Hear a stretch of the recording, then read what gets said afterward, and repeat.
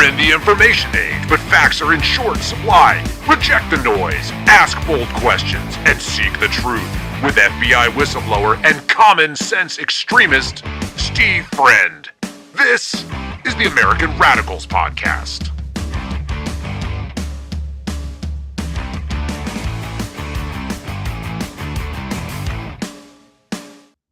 It is the American Radicals Podcast. It's Friday, February 20th, 2026, coming to you live on YouTube at AmRadPod and rumble.com/AmRadPod. If you like to listen to us after the show, after the live viewing, you can always do that on Spotify, again, at AmRadPod. It is Friday. Congratulations, guys. You made it through that Monday through Friday, 9 to 5 grind. Now it's time to get into some discussion about cool professionalism. It is February 20th, which means we are 1 year after one Kash Patel became the director of the Federal Bureau of Investigation. So we're going to talk about some FBI stuff. We're going to talk about a puff piece out of the Boston Herald, the latest terrorism bust that the FBI is touting. The director himself is abusing the jet again. And the Epstein revelations coming out, looks like they didn't do a whole bunch of investigations about him getting chummy with Customs and Border Protection. And also, they're getting showed up by state authorities out of New Mexico as it pertains to big tech and child exploitation. So let's get after it.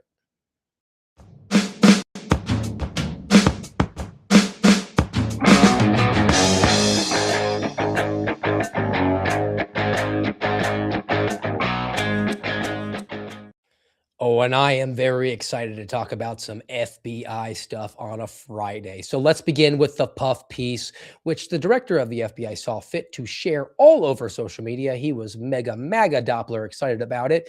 It came from the Boston Herald. It's an opinion piece by this guy, Paul Lucas. Headline reads, FBI focus back where it belongs under Trump.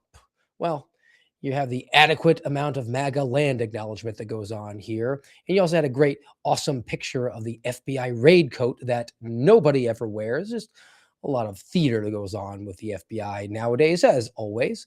But really, what this opinion piece is centered on is the world's biggest silver alert out of Arizona, the Nancy Guthrie case, which we haven't weighed into, and we don't have to weigh into because I don't have any inside information. And really, it's not that interesting. But this opinion piece, which wants to give lots of helmet stickers and wave pom-poms and gold stars and accolades to Donald Trump and to his principals who he's selected to lead within government, wants to hone in on that. And the quote that came out is, "It is good to see that the FBI is back doing what it is supposed to do, and that is to solve difficult criminal cases like the baffling Nancy Guthrie mystery, as well as to combat threats to the country." Have they solved the Nancy Guthrie case? No, they're just there offering resources. Last I checked, $100,000. Here, we'll give you the money. Just tell us the answer so we can say that we did it. It's that mean, awful sheriff. He won't play nice with us in the sandbox. So I don't really know how the FBI's behavior in Arizona represents anything that's laudable. They haven't solved the kidnapping case, and we don't even know if it is, in fact, a kidnapping case. Now, he throws out the bad old days, discussions about Arctic frost, Jack Smith going after Donald Trump for having classified material at Mar-a-Lago, and ties it to the search warrant at Mar-a-Lago. Wholly inappropriate, but actually legal and constitutional, buttoned up, went back through not just the law and the Constitution, but all the policies and the protocols that exist within the Department of Justice and the FBI, and further guidelines that were issued by the bagpipe guy, Bill Barr. That was actually a very buttoned up investigation, which is why there hasn't been any accountability for that. Now, I know there's not going to be any accountability for it because it's been turned over to Congress. Nobody's really looking at it from a criminal prosecution standpoint, which is why the House Judiciary, under the great leadership of one Jim Jordan, Jim spelled with a G, give us the opening electronic communication for that. case. It was produced by FBI Director Kash Patel, as evidenced by the watermark at the top, because the director wants you to know just how transparent he is being. But the transparency is in knowing what is not given over here. And if you happen to be watching us on Rumble or YouTube, or you want to flip it on Spotify, very first 5 minutes of the show, you will see that there are 6 redactions on this opening communication to open up Arctic frost. That's because all of those people still work for the FBI. So how is this FBI any different? They're still employing those very same people. Now, the piece goes on and says that the FBI used to go after political conservatives, conservative groups, as well as vocal protesters at school committee meetings questioning coronavirus regulations. He says COVID. I don't say COVID. That's an invention of the World Health Organization. And then he finishes up, which is why it's so refreshing to watch the cool professionalism of the FBI work the Guthrie case. And he says that the major reason that they're just such cool, calm, collected professionals is that they were able to access the Nest videos that emerged when those videos were supposed to have been wiped. No, actually, it was the tech guys from Google who did that, not the FBI. FBI's IT department motto is yesterday's technology tomorrow. They're not tip of the spear at all. They're not impressive. Cool professionals, good enough for government work is probably a more appropriate descriptor. But again, this piece from the Boston Herald, title being Lucas, FBI focus back where it belongs under Trump. And let me sort of poke a couple holes a little further into what Mr. Lucas wants to get into. Now, we are pulling back from border enforcement. That's not an FBI issue. I mean, they're trying to get in on it. But he cites how under the Biden administration, they allowed 30, 40, 50 million illegal aliens to stream across into the interior of the United States. And now under Donald Trump, under the Epstein administration, things are just going so swimmingly. Well, they sealed the border statistically, but we're not really doing enforcement of anybody who's not just a really major offender. We're just kind of soft kid gloves. He also talks about how Joe Biden mishandled the Afghanistan withdrawal. Objectively true. But Donald Trump hasn't solved Russia, Ukraine, and last I checked, we're probably going to war with Iran. So again, the MAGA land acknowledgement aspect to this, it kind of is a bee in my bonnet. Donald Trump has had nothing to do with the FBI, and trying to rope in their success, as you characterize it, with Nancy Guthrie as evidence of success of the Epstein administration. I mean, the Trump administration. No, the Epstein administration. That's just not going to hold water, because I can poke holes in it all day, particularly as it relates to the FBI. So let's talk about some specific FBI failures under the great leadership of Kash Patel, under the presidency of Donald Trump. Recently, January 5th/6th pipe bomber, right? First, they tried to go with the narrative that was just going to be a training exercise, and my buddy Kyle Seraphin and I kind of blew that up in October of last year. So then the guys over at The Blaze, Joe Hanneman, Steve Baker, broke a story about a Capitol Police officer with a 97% gait analysis match to the pipe bomb subject, and that had to be tossed aside because that would have blown up the narrative. So they just entrapped an autistic 30-year-old My Little Pony fan and said he totally planned the pipe bombing because he was angry after the 2020 election, which is why he bought pipe bomb making material before the election. And then after laying the pipe bombs, which were viable, even though they didn't explode, he threw out those materials, but then went back and bought more of them because he wanted to have evidence around. He also used his own cell phone and car and credit card, was able to elude an $11 billion law enforcement agency for half a decade. Epstein, said the Epstein administration. The Epstein failures, they're on Pam Bondi's desk. Well, now we got to trot out Kash Patel, Dan Bongino to say that Jeffrey Epstein killed himself, and the case closed. We're going to leak it to Axios over July 4th weekend when there's deadly flooding in Texas, that the case is closed. There's no client list here. After all, apparently this guy just had a voracious appetite for underage girls who he trafficked to himself. That's supposed to fly with us. We have reference in that piece to coronavirus tyranny. Has anybody been held accountable? Where are the indictments there? How about school board meetings? Carlton Peebles, the acting deputy assistant director, he was the guy who issued the guidance that said that national security resources could be used to go after parents at school board meetings. Well, he was able to retire under the leadership of Kash Patel. Have we heard anything about election fraud? Well, I mean, we went and raided some compound in Fulton County. No further information there. Constantly getting bombarded with fake statistics about children being rescued. Didn't you know the FBI rescued 6,000 children last year? That would mean 500 a month. They don't work weekends, guys. That would be over 20 a day. Do you think Kash Patel, who can't spend 20 seconds off of social media, would have come around to maybe putting out a tweet or two about finding 20 missing children a day?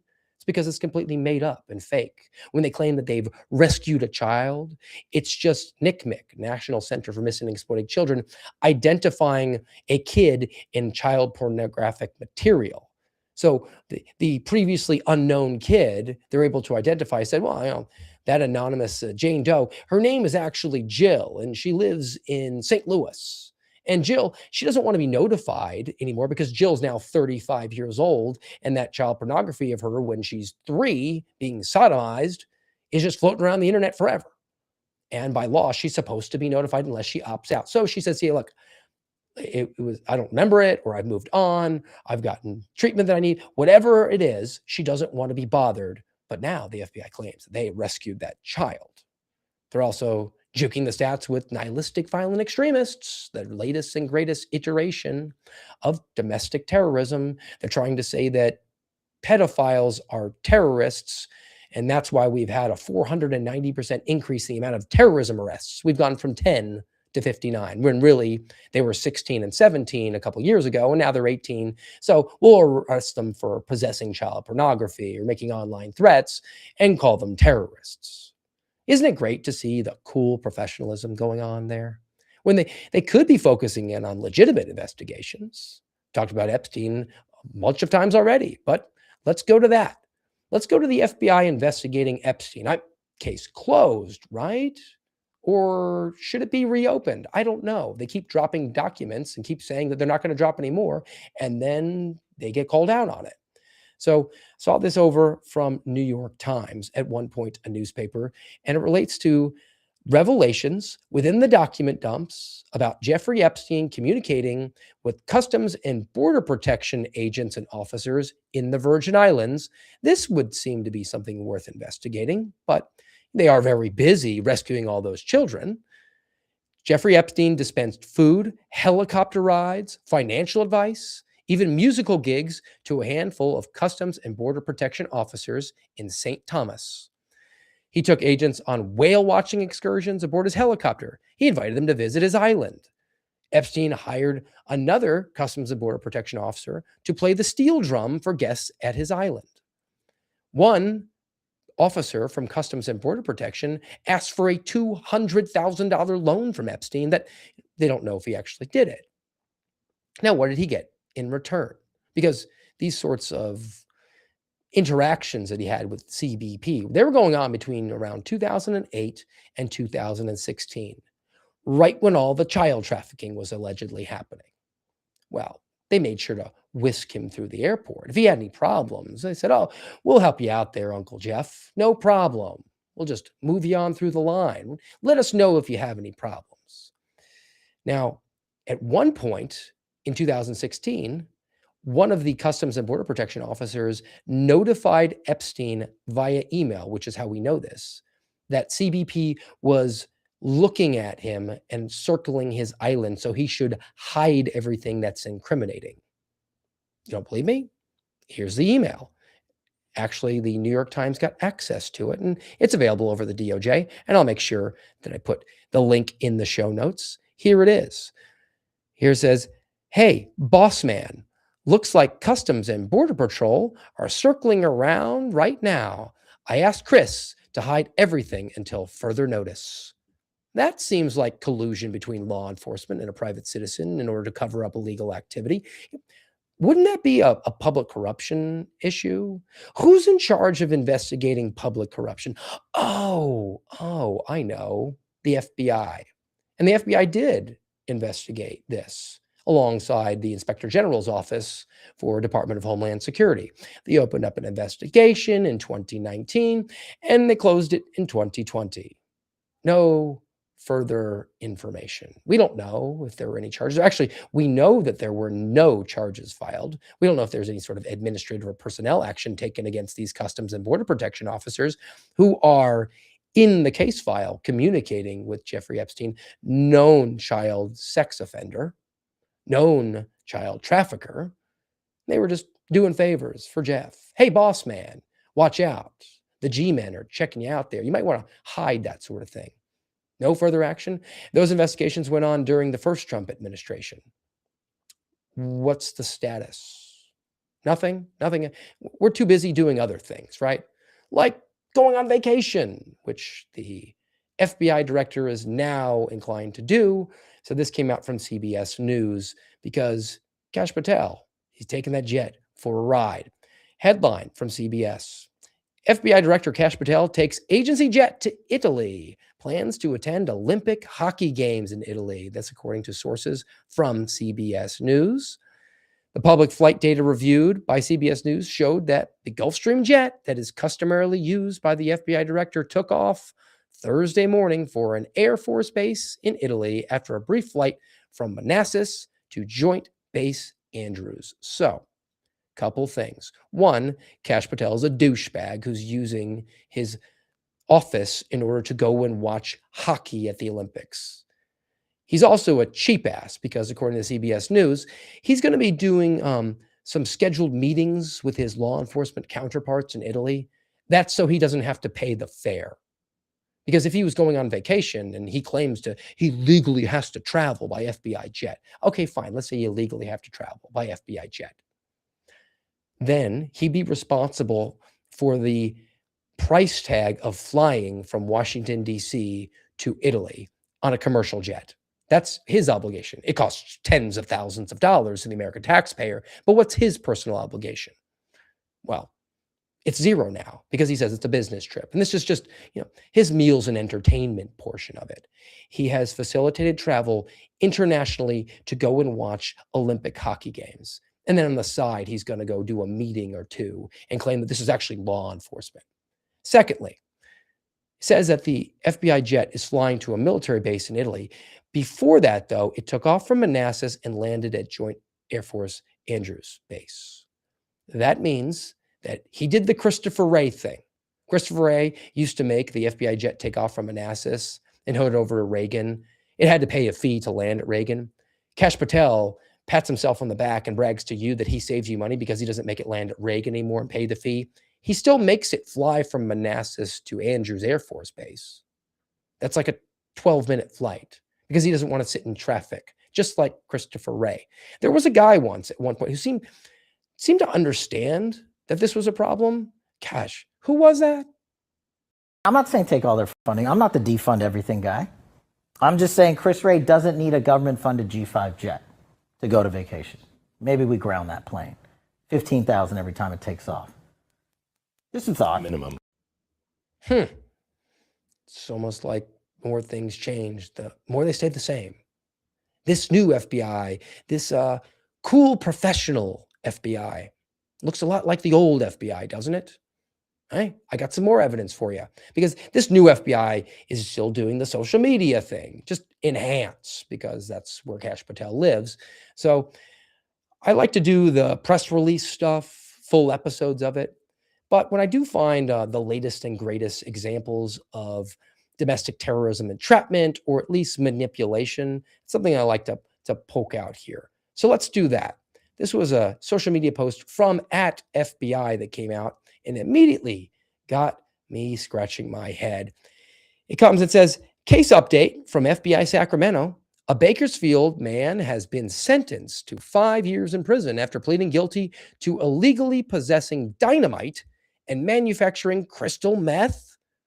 Now, according to court documents, this guy, whose name is Matt Jacober, was prohibited from possessing the explosives following a felony conviction in 2021 and making a destructive device without a permit.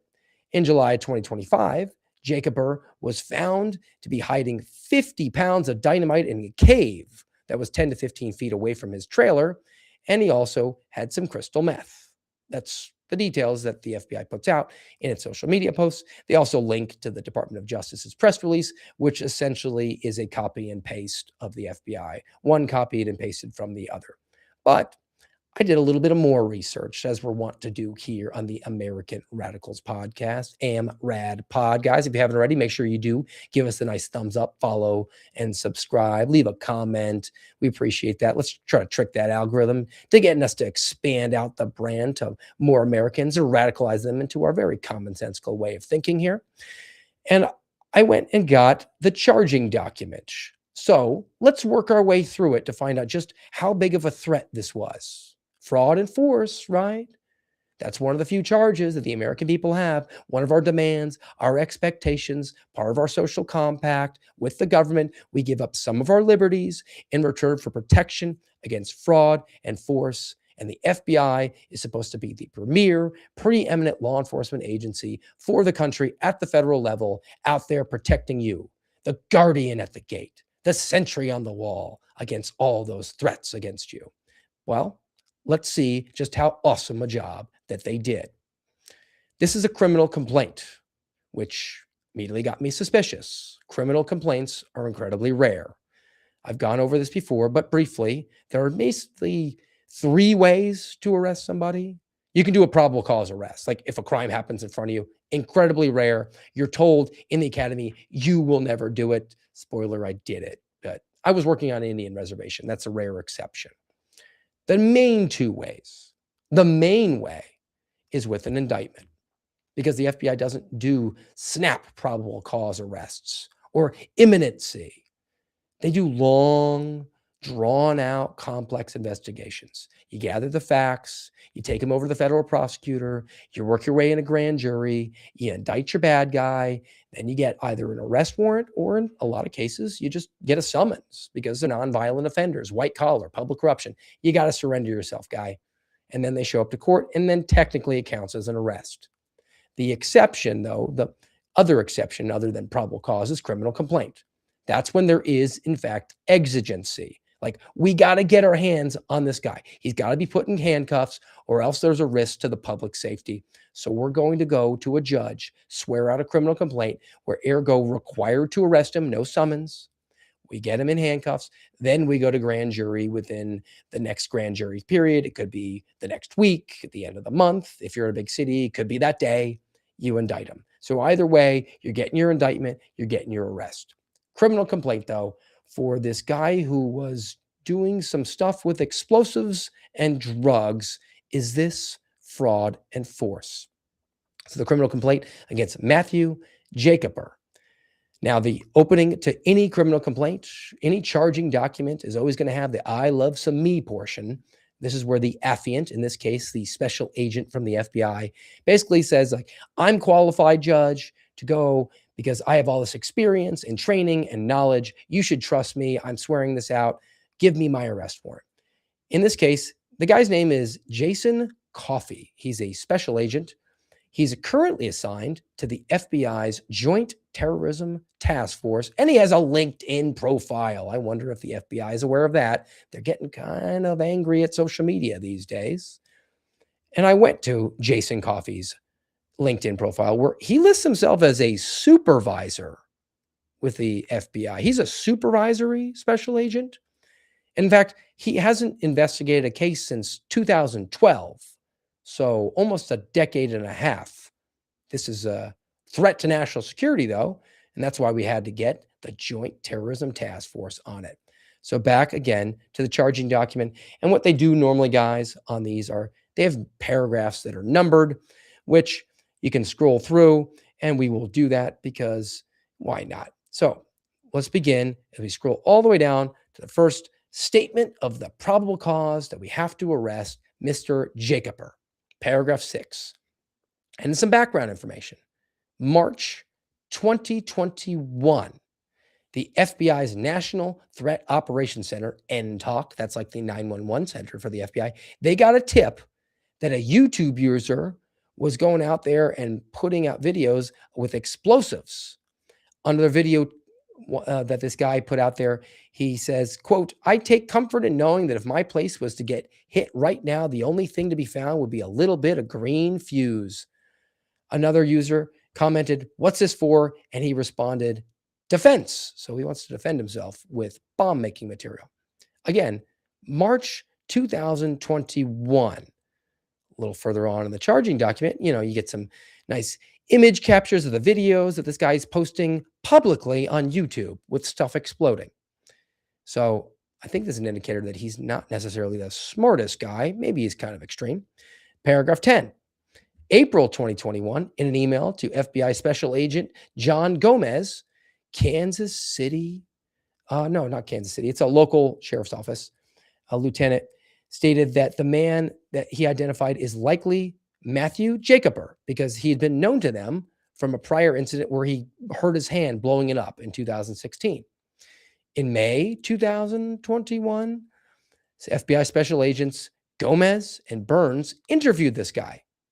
Now, they interviewed this guy, and he talked about videos where he was testing mustard gas on himself. So again, publicly posting bombs exploding and images of burns, chemical burns that he suffered. He's got blistering there. He's got another chemical burn to his forearm. Again, you can watch this here on Rumble and YouTube at AmRadPod. We're about 26 minutes in. You can see this guy. He's kind of obsessed with explosives and not really hesitant to cause physical damage to himself. Again, we're in 2021, May. The same agents, Agent Gomez and Burns, they call this guy Jacober. He agreed to travel with them to a location where he was storing his explosives. Then he told them, "Sorry, guys, I destroyed it last night. I don't have them anymore." The next day, they get a search warrant, and they go and find that there are precursor chemicals because he did, in fact, destroy the chemicals. And he winds up being, and let me be very crystal clear about this, because this is background in a criminal complaint in 2026. And we're doing 2021 crimes. He was charged in state court in 2021 under California Penal Code 18720 that prohibits possessing materials with the intent to make destructive device or explosive without a permit. And he was convicted of said offense in state court. He wound up being convicted. He got some 1 year mandatory in the pokey and then the rest of the time on probation. Okay, so he's got prior. We've established that. Let's bring us up to the new offenses. So paragraph 27 of the criminal complaint into Mr. Matthew Jacober. If I scroll through, lots of pictures. These are precursor chemicals. This guy just loves to blow stuff up. February 2025. Jacober posted another video because apparently he's on probation for blowing stuff up, and he's so stupid that he starts doing more videos on YouTube blowing stuff up. He winds up posting even more videos on February 23rd, March 2nd, March 8th, all 2025. And then takes us to July 2025, where our guy here, the affiant, the supervisor who hasn't worked a case in 12 years, he starts working the case. Imminence, right? He waited for 4 months of having video evidence of this guy who's prohibited from owning any precursor chemicals to build an explosive device. He waited 4 months to go conduct some surveillance. Well, I guess he needed to show that he'd made some sort of progress on this case because that file review is coming up. So I went and did some surveillance. In fact, I did more than that. I got another agent to fly a drone up and do more surveillance of this guy so we could find out just how bad he actually was. So, and forgive me, my voice is starting to fail. Gosh, I feel like that commercial. As an aside, I lost my voice early in the week. It was kind of coming back, and now it's going out again. I don't know what it is. It's hot and cold and hot and cold. I'm sorry. You can see it's a struggle, but this is important. I want to get through it.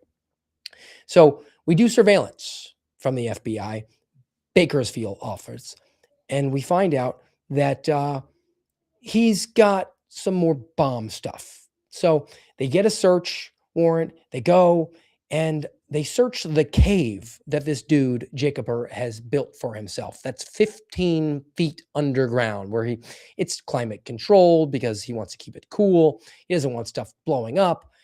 And they seize the bomb making material. And also, when we're there, they find that he's got some crystal meth because he's a meth head. He's a paranoid, idiot meth head who's strung out and making more videos. So they went and arrested him. This is the big deal. This is what they did. They got the criminal complaint because they found the meth, not because they found bomb-making materials that were a threat to national security. They found the meth, they seized it, and they didn't want some meth head running off into the desert. So the exigency was completely tied to a drug offense, nothing that the Joint Terrorism Task Force supervisory special agent should have been involved with, but they made sure to put that out on social media so that you knew, America, just how awesome of a job they were doing. If they're not out there solving Epstein or letting Epstein go free, and they're not taking a vacation over to Italy so they can take in the last event of the Winter Olympic Games. And we'll see if the American hockey team can make it so that Kash Patel can go in the locker room afterwards and high five everybody at your expense. Well, then they'll go after this retard who's doing chemical burns on himself with mustard gas. And they got him for basically a probation violation and use of drugs. So he's going to go back to the pokey. What else could they be doing, though? I mean, there is a finite amount of resources. What's the opportunity cost? Kash Patel likes to talk about cops being cops and touting the statistics about the murder rate dropping around America. Spoiler, unless you're on an Indian reservation, the FBI doesn't investigate murder. But what could they be doing? Well, they could be doing what real cops are doing in New Mexico. So let's go to this piece out of the Washington Post, because democracy dies in darkness. And they are highlighting how the New Mexico Justice Department is going after Facebook. Headline: he solicited a child on Facebook even after Meta banned him. Now, the background for this article and for this latest investigation is essentially an 11-year-old girl who was solicited by a 47-year-old male, and her mom finds out, so she takes it to the local police, and they do what they're supposed to. They take it to the state authorities, and the New Mexico authorities wind up doing the undercover scheme to catch a predator. And they get this guy to solicit what he thinks is an 11-year-old to send him some child pornography, and they arrest him. Good job, local authorities, not the FBI, I'll note. But this is actually part of a larger investigation that New Mexico is bringing and charging Meta, the parent company, to Facebook, because they're not doing what they're saying they're doing. And that is, if they believe that you're engaging in grooming behavior, you're trying to get the 11-year-old to send you stuff, they're supposed to ban you from their platform.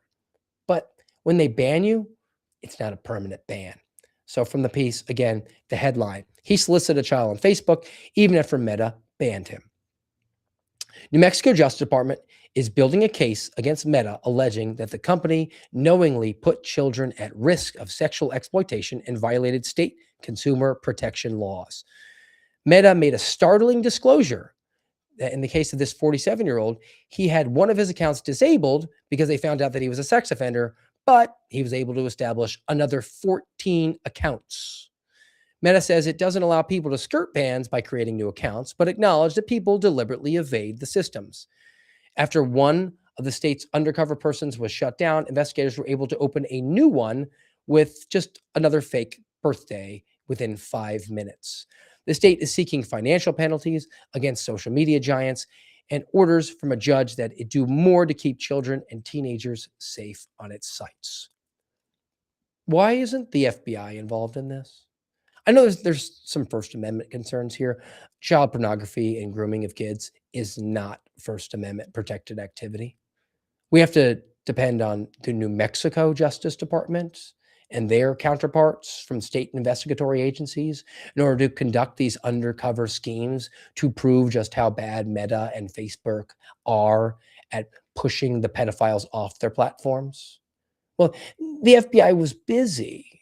They were going after a retard in the desert who was burying dynamite 15 feet underground and then doing videos of stuff exploding that weren't hurting anybody other than himself. They couldn't be distracted. They were on vacation. They were taking in the sights in Italy at your expense. And then maybe we'll take in a hockey game. I just happen to have time while I'm over here and have flown at American taxpayer expense to do it. They're solving the Nancy Guthrie kidnapping by not solving it. Aren't you glad they're just cool and calm professionals? Look, the FBI is a fail. Kash Patel's had a year at the helm. Every second that he remains in that position is a blight on the Epstein administration. He's an embarrassment. All right, so guys, I do have one more. I want to get off of the FBI. I don't want to talk about them anymore for the moment. Let's talk about a fun one before we get to the palate cleanses. We're wrapping it up here on the Friday edition of the AMRAD pod. I saw this headline from CBS News. Grandson of Reese's peanut butter cup inventor accuses Hershey's of quietly replacing ingredients. Look, if the FBI is not going to investigate Epstein, they're going to let Customs and Border Protection run a scheme to make sure that he doesn't get charged. And they're not going to investigate Meta for allowing pedophiles back on their platforms. Maybe they could get on this flagrant false advertising. So the grandson of the inventor of the Reese's peanut butter cup is now claiming that Hershey's is not using milk chocolate anymore or real peanut butter. Now, the U.S. Food and Drug Administration has strict ingredient labeling requirements. You have to be at least 10% chocolate liquor in order to call yourself milk chocolate. Now, Hershey's is claiming that this guy's wrong, but companies are getting around the rules because instead of saying that they have milk chocolate, they'll say chocolate candy. So a distinction without a difference. And the grandson of the inventor of the Reese's peanut butter cup is calling out Hershey's chocolate.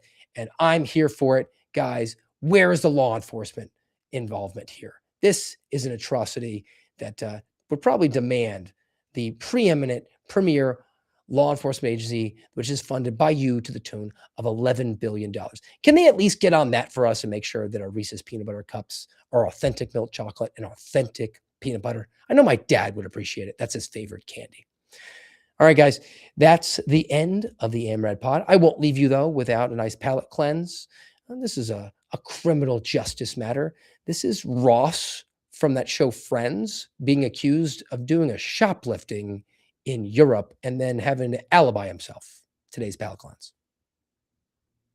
A robber caught on surveillance video looked so much like David Schwimmer that the actor himself felt the need to provide an alibi.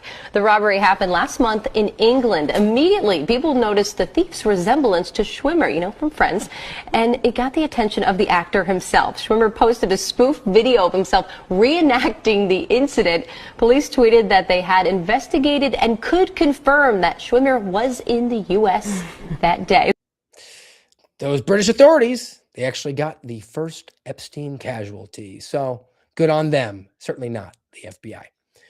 Hey, guys, I hope you have a great weekend. We will plan to be back with you Monday, noontime here on rumble.com/amradpod and on YouTube at amradpod. And as always, you can catch us over at Spotify at amradpod.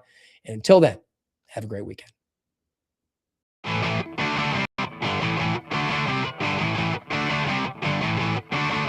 You've been listening to the American Radicals podcast. Find us on YouTube, Rumble, and X at AMRADPod.